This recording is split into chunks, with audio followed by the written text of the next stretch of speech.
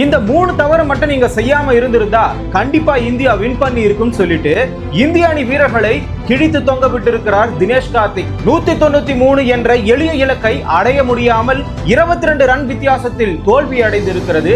எல்லாரும் இரண்டாவது இன்னிங்ஸை குறை கூறினால் இந்த இடத்துல தினேஷ் கார்த்திக் முதல் இன்னிங்ஸ்ல 376க்கு 6 விக்கெட்டை இழந்த போது 387 மட்டும்தான் நாம அடிச்சிருக்கோம். 11 ரன்னுக்குள்ளார 4 விக்கெட்டை இழந்து 387 என்ற ஒரு ரன்னை மட்டும் இங்கிலாந்துக்கு சமநிலையாக அடிச்சதுதான் முதல் தவறு. அதே இன்னிங்ஸ்ல ஜேமி ஸ்மித் அவர்கள் 5 ரன் இருக்கும் பொழுது எளிமையான கேட்ச KL ராகுல் தவற விட்டதும் அந்த வாய்ப்பை பயன்படுத்தி ஜேமி ஸ்மித் அவர்கள் 51 ரன்னை சேர்த்தார். அதே நிலைமையில பிரைடன் கார்ஸ் அவர்கள் 56 ரன்களை ஜேமி ஸ்மித்துடன் இணைந்து கிட்டத்தட்ட கீழ்வரிசை வீரர்கள் 100 ரன்களை எடுக்க விட்டது இரண்டாவது தவறு. முக்கியமாக இந்தியர்கள் வாரி வழங்கிய உதிரி ரன்கள் தான். கிட்டத்தட்ட 2 இன்னிங்ஸ்ல சேர்த்து 63 உதிரி ரன்களை வழங்கி இருக்கிறார்கள். அதுல பர்டிகுலரா இரண்டாவது இன்னிங்ஸ்ல 32 உதிரி ரன்களை வாரி வழங்கி இருக்கிறார்கள் இந்திய வீரர்கள்.